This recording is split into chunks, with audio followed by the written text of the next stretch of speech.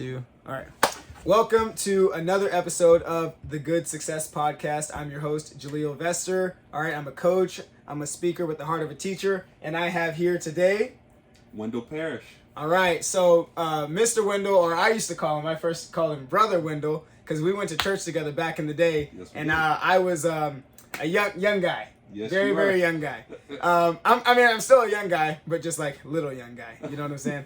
And so I'm very happy to have him here because he's traveling. So he's in Washington. He's with his son. He's an anesthesiologist. Yeah, in the field, also referred to as a certified registered nurse anesthetist, also called Nurse Anesthesiologist, but CRNA is what you commonly hear is referred as. All right, and don't miss any of those acronyms. You understand? Okay. Hey, look, he's a big dog. He's put a lot of work in school. Actually, so let's just jump right into it. What kind of led you into becoming what you are today? Yeah, so as you know, I was in the Navy. That's what brought me here to the Pacific Northwest, and I was transitioning out the Navy, and I had benefits, the post 9/11 GI Bill. And I was trying to decide what I wanted to use my benefits to do. And I knew I wanted to go into healthcare. And after doing some research, I stumbled over certified registered nurse anesthesia. And so I just start going down that path, you know, and to do that, you first have to become a registered nurse. And then after that, after you become a registered nurse, then you have to work in the ICU at least 1 year. And after you work in an intensive care unit for 1 year, then you can apply to CRNA school. And training now is 3 years, and you get out with you graduate with a doctorate degree. Wow. When I went through, it was 27 months, and I graduated with a Master's of Nurse Anesthesia. Okay. I'm sorry, Master's of Science in Nursing. Okay. Yes. Wow. All right. That's a lot. Yes. That's a lot of school. Like, honestly, you know, I did 4 years, and I was just like, sounds good. You know what I'm saying? So that's a lot of school. All right. So a part of this podcast, the reason you're here today is because you want to know what is good success. Okay. And so a part of the thing that I like to say, what the heart of this show is, I believe that if we can help people cultivate better decisions, or better definitions, it will lead to better desires. Better desires will lead to better decisions. Better decisions will lead to better outcomes to a better life. Okay. So when you were a young man, so say like when you first met me, so I was probably like, I don't even know, 10, young teens, I don't even know what that was. So place yourself, all right, you're 10 years old to 13 years old. What were some of the things that you were hoping for or looking forward to in life? 10 to 13 years old. So 13 would put me in middle school. So it's like elementary, middle school. Yeah. Really, I was just playing. You know? Yeah. You know, I was playing sports. I was playing football. I was playing baseball. Having friends. Going outside, enjoying myself, engaging with the environment. I did dabble in some entrepreneurship. Okay. My mother would buy me boxes of candy. Okay. And I would sell that candy at school. Okay. So a little bit of entrepreneurship, but for the most part, I was just playing with my friends. However, this is interesting. I had my first job at 13. So I worked with my mother to get an ID. Okay. Wait, what? Oh. Yeah, this is interesting. All right, disclaimer, you're not going to be, the authorities aren't coming for you for when you're back in 13. I had my first job at 13 at a fast food restaurant. This is in 1993. Okay. And I was making probably about $5 an hour. Okay. Getting paid weekly. Yeah. And for a 13-year-old, it was a lot of money. That's a lot of money. Yeah. Okay. Wow. And then and with inflation, I mean, it's gonna get you a little farther than probably what it would today. Yeah. Yeah. I definitely bought all my own school clothes. Okay. And so I just had the job for the summer. Okay. But yeah, Okay. I had my first job at 13. At 13. Actually, before that, I was doing some lawn care stuff and Yeah. stuff like that. I had my own little lawn care business. Okay, and then your mom helps you get that going too, or did you just? So I kind of did that on my own, just cutting the neighbor's grass, Yeah. knocking on doors. Yeah. Okay, hustle. Yeah, Alright, so yeah, hustle. Okay, so then moving into like kind of next season of life, okay, you graduated high school. You're in your graduating high school to young 20s type, Wendell. Mm-hmm. What is he looking forward to in life? What does he want? Yeah, so after I graduated high school, I went directly to a junior college. Okay. So I played football. Okay. And I was looking to get a football scholarship. However, my grades weren't the best coming out of high school, so I had to go to a junior college. Okay.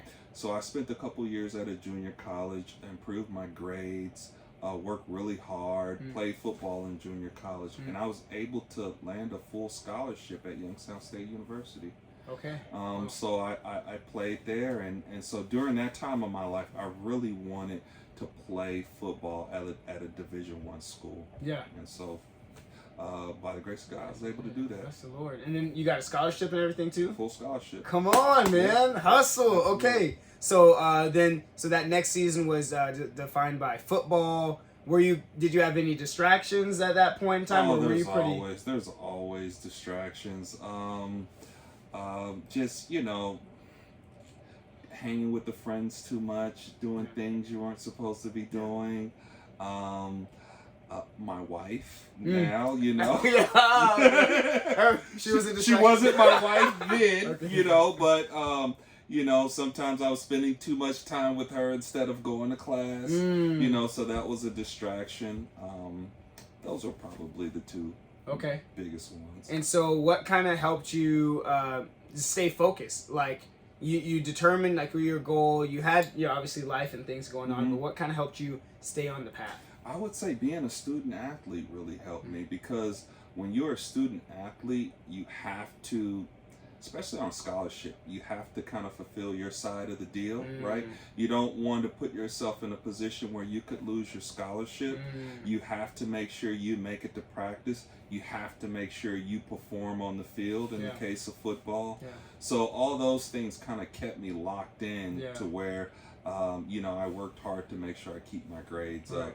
I made sure I didn't get into trouble. And I really tried to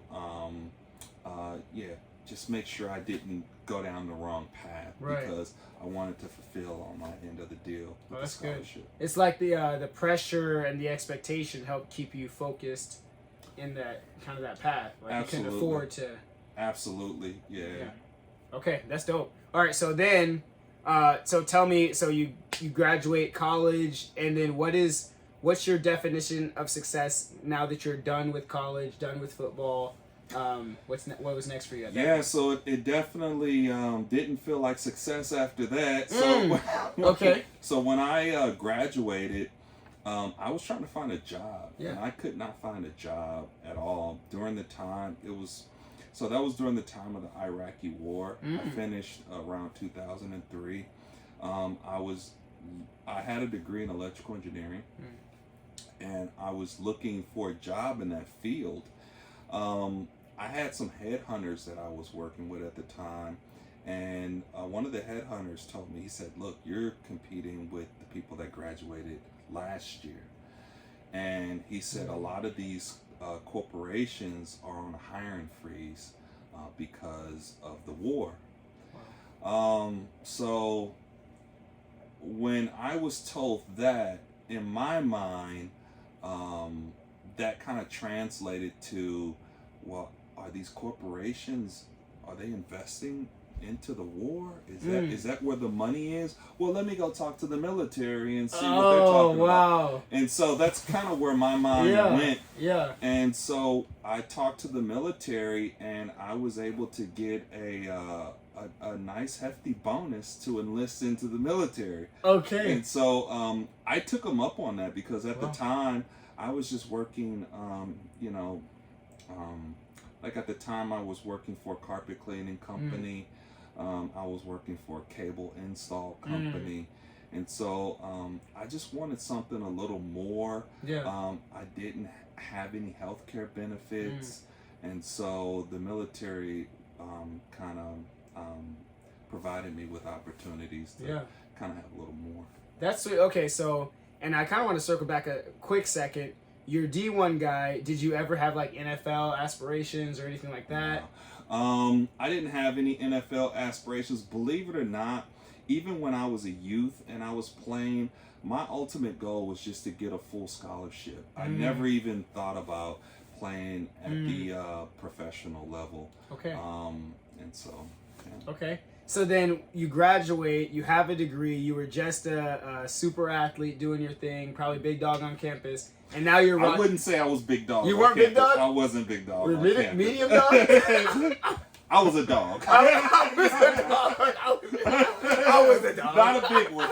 No, I mean, I would say that, you know, there were definitely some guys that I played with that went into the NFL. One of them was my roommate. Okay.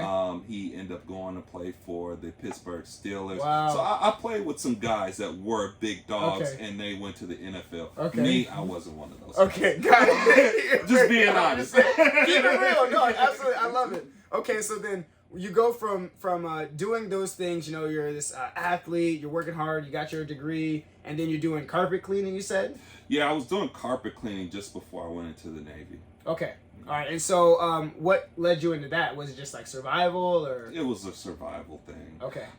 But with that particular job, I liked the fact that I wasn't in one place all the time. And so the thing that I liked about carpet cleaning and even cable install is I moved around and I met people. You know, I went from house to house meeting new people, and so I got a chance to see new things and have conversations with people, and yeah. So okay, so I love that about the job. Okay, that's dope. So emotionally, right? You're job hunting because you're working with some headhunters, and you're doing what you got to do. What would you say, like, where was your mindset at that period of time? Were you like, did you feel super humbled, or were you just like, okay, next thing, you know, I'm good, like?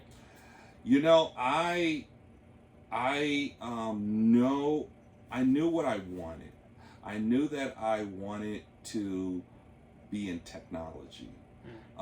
So kind of a couple of the options that I was pursuing was working with the union, the electrical, the IBEW, International Brotherhood of Electrical Workers. So I had an interview with them, and that option seemed very promising. I was considering the military, so I was talking to recruiters. And then the other option was I was thinking about being a police officer. So that was something I was even considering too. Okay. So out of all three of the options, the Navy kind of won out because I was getting benefits. I could travel, you know, and it just was like it was more appealing, right? The whole mission of going in the military and traveling. And so my job was an aviation electronics technician. So it's like, oh, I could, you know, definitely do something technical here. Yeah. Okay, that's what's up. So now, so you're in the Navy. What was so once you're in the Navy, what was kind of the goal? Did you have a specific goal, or was it? So once I was in the Navy, the goal was to graduate the top of my class so that I can get the first pick of orders.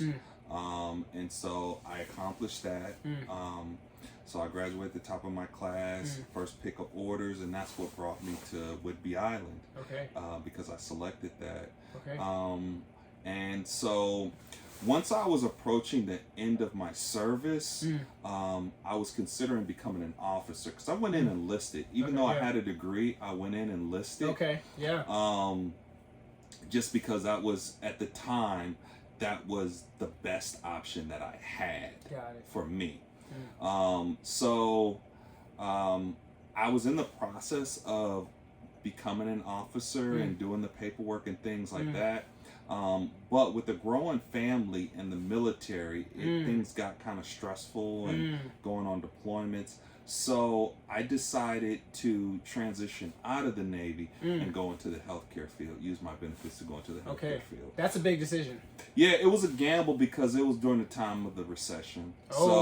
Yeah, I just had the third baby, and it was a recession, and I hadn't even gotten into nursing school yet. So yeah, it was a big gamble. So how did you move forward with that? Because that would shut down a lot of people to just play it safe. So how did... Right, yeah, just right foot, left foot, you know, you just gotta, you know, apply, you know. I got denied from a couple programs, nursing programs, but I just kept at it and finally got into a nursing program, completed that, and just kept going. Okay. Yeah. So, you know, I love how you, honestly, you say it like nonchalantly, like, just one foot in front of the next, just keep going, but like, that would shut some people down. So how do you overcome the rejection when you're striving to become something that you've never been? I think that you just have to have tenacity. You know, you just have to want it. You just have to have grit.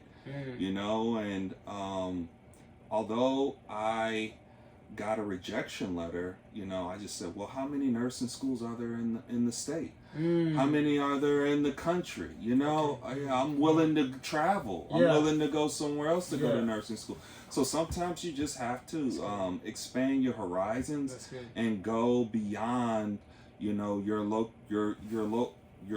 the area that you live in. You know, your locale. You know, you may have to go outside the city. You may have to go outside the state. Yeah. Come on. Depending on the opportunity, you may have to leave the country, you know, as I did with the Navy. Yeah, come on, but you made it happen. Did you have people in your life or things in your life that supported you to help you continue moving forward? Yeah, I'm fortunate enough to have good parents, mother, father, great sister, you know. When I was in the Navy, my wife definitely supported me a lot, you know. So how much did that mean, like, for you to have your wife like, hey, you got this? A lot. Yeah, it meant a lot because it allowed me to continue to push through, you know, especially during the difficult times, you know, because you think that you're close to the opportunity and things are going to be on the up and up, and then you get the letter and it's like, nah, sorry, we're not going to accept you. It's like, oh, man, you know, and so you just move on to the next thing, you know. Come on. So then you're out of the Navy, you've shifted, now you're starting to accelerate in your nursing career. And did you have so I know you said you had this specific goal, like you're doing the officer paperwork and then you figured out what type of nurse you wanted to be? Is that when you knew? Or? So when I was in the Navy, I basically had two paths that I was going to go down. Path number one was I was going to do my paperwork to become an officer. Path number two was I'm going to get out the Navy and go into healthcare as a civilian.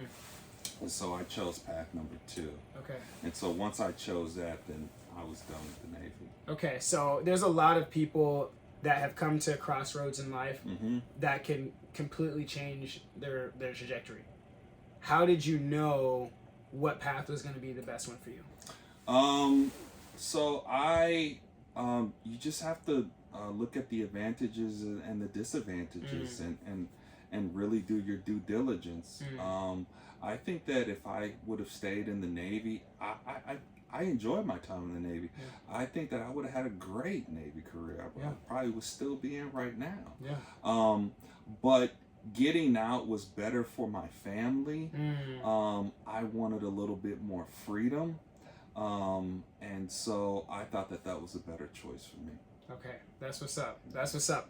And so is there so I know every entity that's out there kind of has its own culture. So Navy has a culture, you know, your football team had a culture. Is there like a culture in nursing? So yeah, nursing does have a culture. Off the top of my head, the what you may hear a lot of nurses say is nurses eat their own young. Yeah. Oh, okay. Tell me about that. What does that mean? Yeah, that's interesting. So wait. I think what that means is sometimes the older nurses can be really hard on the younger nurses, particularly when they're still learning and they're, you know, still developing in their skills.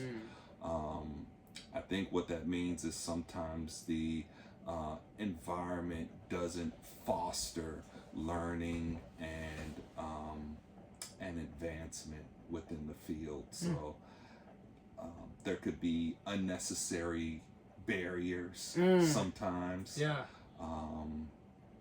Yeah.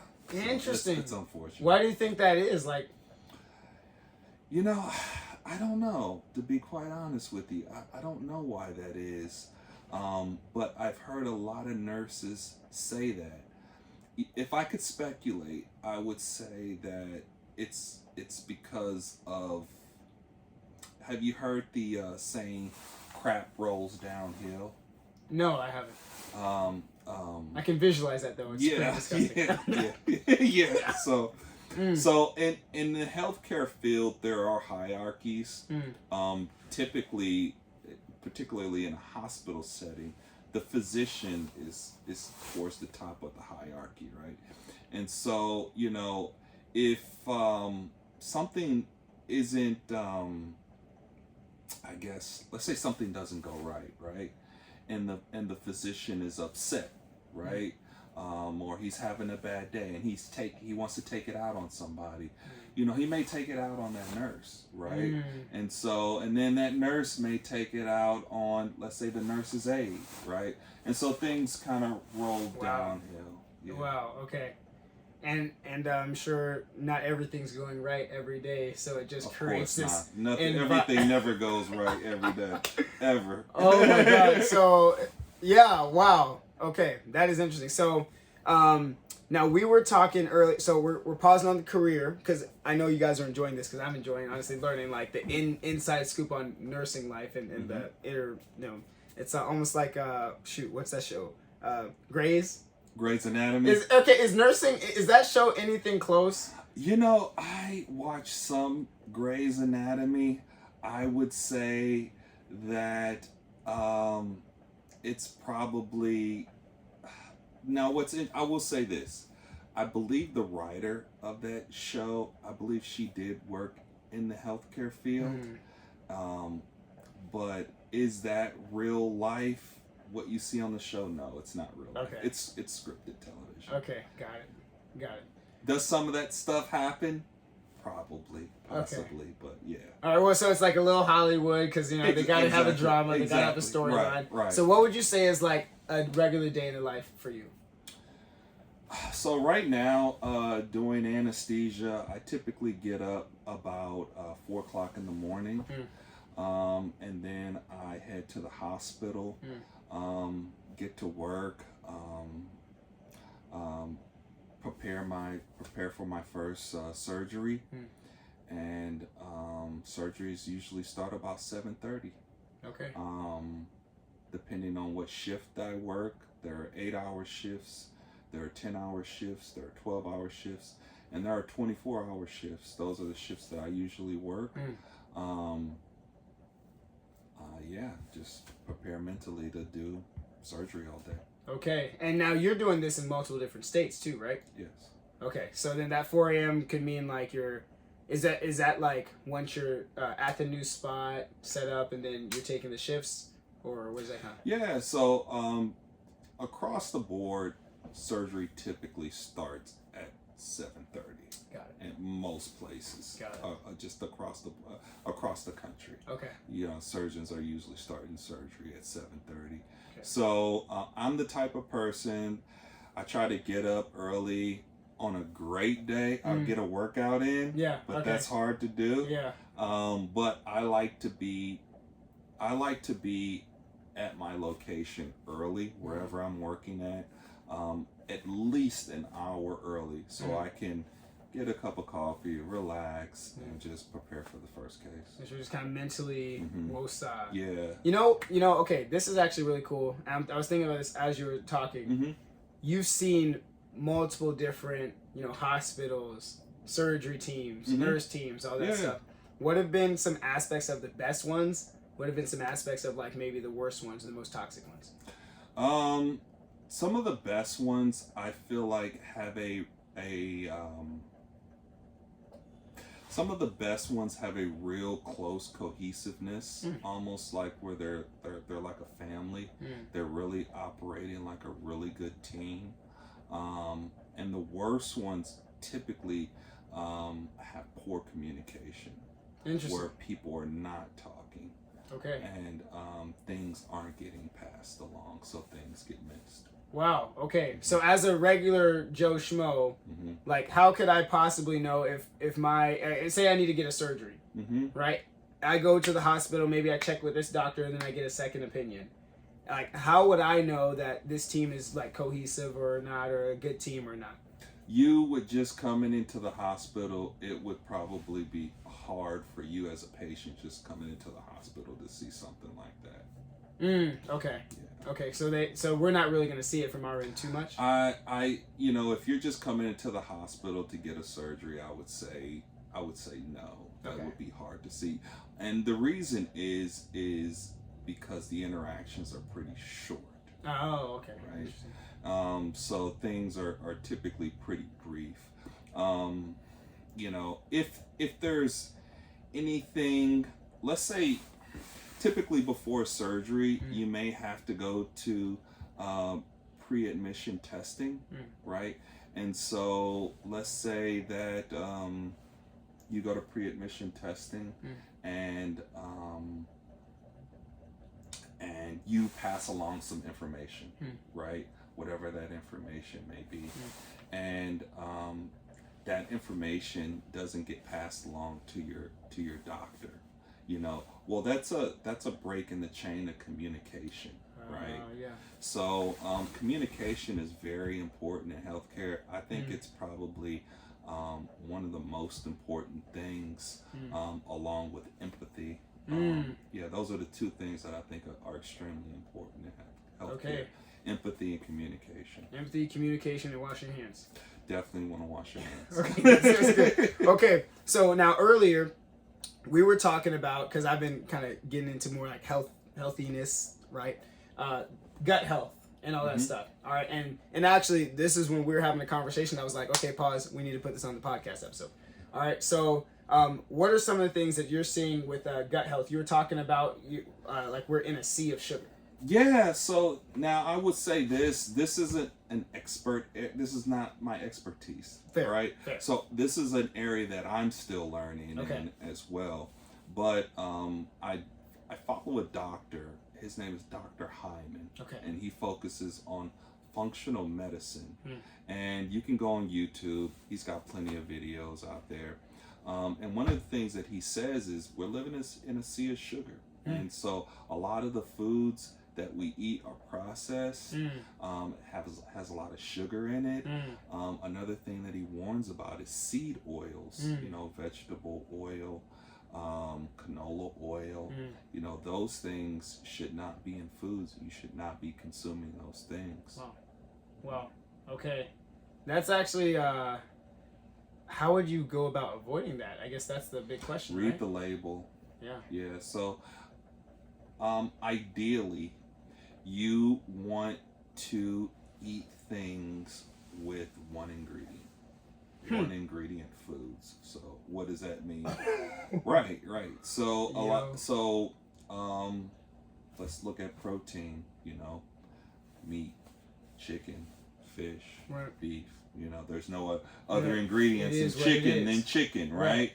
Well, you can get the packaged chicken. You can get canned chicken. You can get these other kinds of chickens with other things in it, and that's when you get into the processed stuffing, and it has other ingredients in it. But I would focus on things with just one ingredient. One ingredient, okay. One ingredient foods with vegetables, just whole vegetables, one ingredient. If you get the bagged vegetables, just make sure it doesn't have a lot of stuff in there. Okay, hey, that's I can take that. That's simple. Yeah. I appreciate that. Okay, so how would you say, like, what if you were to decide on, like, these are my 3 core values, top 3 core values for Wendell today? What would those things be? That's a really good question. Top 3 core values. For me, I'd say having, number one, I try to keep God first, have a good Christian moral compass. 2, focus on family. Spend time with family, try to raise my kids right. Try to instill them with good values and things like that so they can hopefully be productive citizens in this country, And 3, I would say, take care of my body, take care of my temple. Try to eat healthy, try to exercise, try to work on mental health, try to socialize with friends, try to decrease stress. Come on. Yeah. So were those always your top 3 or did those change over time? Definitely. I think they've probably changed over time. Or maybe just kind of refined over time. Yeah. Okay. Refined. Break that down for me. Yeah, so I would say I've always tried to keep God first, but keep going. Let's mess with this. Yeah. I've always tried to keep God first, but what that mean and what that meant has probably, changed. I just kind of ponder and think about it and kind of refine what that means to me. Now I have a family, in terms of kids, a wife, in the past it was just me, mom, sister, cousins, So I've always been a family guy. So that's what I mean. Just kind of refine things, kind of changed a little bit. Yeah, it's like they've been there, but then like maybe seasons, this one leans in heavy, this one leans in heavy, and maybe they get sharper, or more ingrained as you kind of navigate. And exactly, exactly. So, and then with the health thing, things are constantly changing. When it comes to diet, what I thought was healthy a year ago, has even changed. Okay, and you're out here in Washington traveling with your son. Yes. Okay, that's pretty awesome to me. Yeah. To me, I'm like, that is what it's about. You know what I'm saying? Pulled him out of school and everything. Come on! Hey, there we go. That is big ups. I know. This probably feels nice, huh? Yeah. You know what I'm saying? I always tell him, like I was telling him last year, keep your grades up, because we may do some traveling. Yeah. And what worst case scenario, you just graduate at 21. You got time. You got time to make it happen. It's okay. You can do it, son. It's okay. You can do it. Just have grit. Hey, some people need a couple extra years to make it happen. That's all right. That doesn't make you a failure in life. You can recover. That's a positive affirmation. That's next level. But you know what? Say each their own. He said 21. That is actually super cool.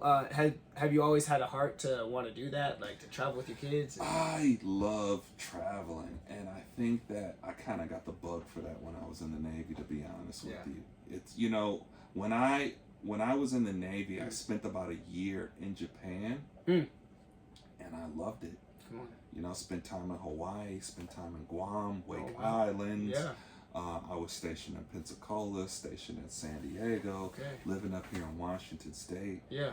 So I just love traveling. Come on. Okay, so and now you just continue to find ways to keep doing it. Yeah, and I at this point in time, I kind of do it through work. Yeah.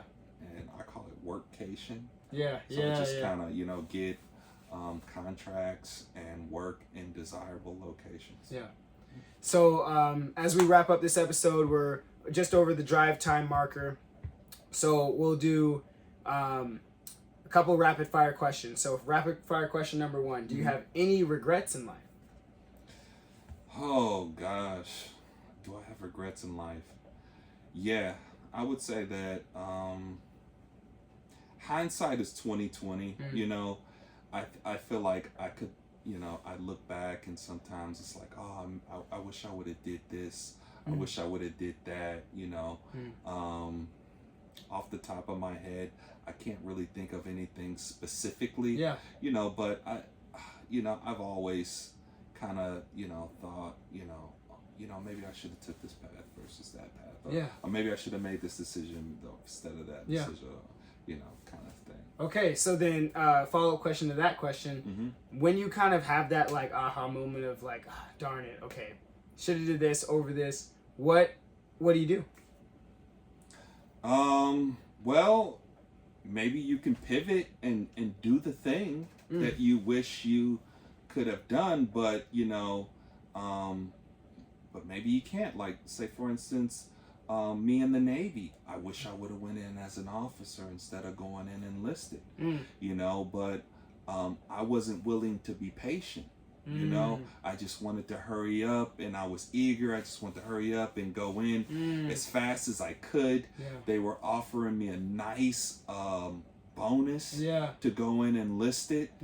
So if I would have been patient, and I maybe would have waited possibly a year, and worked on a package to become an officer, things would have been different. But that's not what happened. So I can't go back now. I have to live with that decision. So okay, that's fair. But it's like so patience. You value like at that time you're like, no, I got to get it now.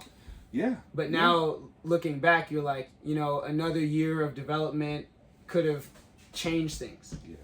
Wow. Okay. Yeah, absolutely. Yeah. And sometimes it's you can't always just kind of sit and like I would say that sometimes you do have to act quickly. Sometimes you do have to move quickly, make decisions quickly. But other times you don't have to. You could just kind of sit back and do a little bit more due diligence, do a little bit more research, kind of see what your other options are. So, there's no really cut and dry thing for that.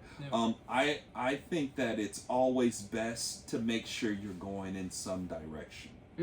Right? So you don't just want to kind of be in this, I don't know, stagnant place, right? And not going anywhere. So you can always pivot. So I'm gonna go in this direction. Okay. Well, go in that direction, and then as you're going in that direction, if you feel that that's not the best direction and you want to go in another direction, then go in the other direction, right? But don't not go anywhere. You want to make sure you're going somewhere, making some move. You want to make sure you're aware of the direction that you're trying to go in. That's good. If that makes sense. That's really good. That's really good. Okay. Next question. Anyone that's trying to get into nursing, what do you have to say to them? Woo! If you're trying to get into nursing, a lot of nursing programs have a wait list. So I would tell you that's probably one area that you do have to be patient, right? Because you can do all your prerequisites and you can get accepted into a program and they may put you on the wait list. So it may be a year before you start nursing school. Nursing is actually really, really growing in popularity. You can make a really good salary as a nurse, even a bedside nurse. So a lot of people are flocking to that profession, particularly travel nurses. They do very well. Another benefit of nursing is you can have a 4-day work week and work 4 10s, or you can have a 3-day work week and work 3 12s. So the schedule's a little bit more flexible, and you have a ton of places that you can go work at. Whether, like, if there's someone that's interested in nursing and they don't really know if that's something that they want to do, they can maybe shadow a nurse. Okay. Yeah, so they can maybe go to a hospital and see if they can just follow a nurse around and and see if that's something that they would want to do. They can become a nurse aide. There's a certification to become a nurse aide. They can do that and kind of do the nurse aide work and take a look at it from that side to see if that's something that they'd be interested in doing. Okay. Yeah. And so, next question, which that was awesome. I'm trying to go rapid fire, so I'm trying to fire them off in my head as they come. Next question is, if you were to die today, would you consider yourself successful? Yeah, absolutely. So success could be measured by a lot of different ways. Some people look at the amount of money they have in their bank account and say, hey, I have this amount of money, I'm successful, because or I don't have this amount of money, so I'm not successful. It depends on your value system. So for me, I value time. I value time over money. So how much control I have over my time is very important to me. I want to make sure that I control that and I can be flexible so that I can do things like I'm doing right now. Yeah. How much peace is in your home? Peace is important. Having a quiet place where you can lay your head, to me, is invaluable. I don't want to be a millionaire, a multi-millionaire, but when I go home at night, it's a chaotic environment and I can't even get any rest or sleep. To me, that's not successful at all. Having health, good health. Health is wealth. And so being healthy, to me, is successful. Having healthy kids, and a healthy marriage. And, to me, those things are successful. So if I were to die today, I would consider myself as been successful. That. And is there anything? Is there a bad success? Is there a bad success? Can you be successfully bad? Can you be successful at being bad? Yeah, I suppose so. You could be successful. You could be a successful drug lord. You could be a successful serial killer. You could. There are things that you can engage in that are really most people would view as bad, and you could be really good at those things. You can be really good at doing bad things in life. Yes, you can, absolutely. Right. So, just cater to your definition of what success is, because it's likely going to shape the type of life that you live. If there's one message that you can, one last resounding message just on your heart that you can give to your people, to your children even, what would that one thing that you want them to remember? I would say perseverance. Just whatever you choose to do, whatever path you choose to go down, if you're passionate about it and that's something that you want to do, just keep going for it. Even an area like medicine, after becoming a nurse anesthetist and working around a lot of physicians, and some may get offended by this, but you don't need to be like a genius to be a doctor. You just have to have perseverance. And we were just talking about your sister, Yeah, come on. Perseverance, Amazing. Hey, some people are going to tell you no. That's just the way it is, But you keep going, you keep pushing. If that's something that you want to do, then keep going. And eventually it may happen, it may not, But if it doesn't, then you got to keep going. That's so good. That's just what it is. That's life. Perseverance. All right, and for you guys that weren't clued in on that part of the conversation, my sister, I'm very proud of her. She goes to Virginia Tech, or one of my sisters, the older of the two, goes to Virginia Tech, and she applied to 3 different major institutions, one in Oregon, one in North Carolina, and she got into this hard program to get into at Virginia Tech. So very, very proud of her. And it takes perseverance. And so that's going to be the message that we leave with. And so again, I'm your host, Jahleel Vester. This is the Good Success Podcast Show. If you feel like you have achieved success in your life, whatever that definition is, we might have to filter. Okay, so we're gonna be careful with that. But if you feel like you've achieved a significant amount of success and you have something to share with the population, or if you know somebody that would be a great guest to have on this show, please let me know.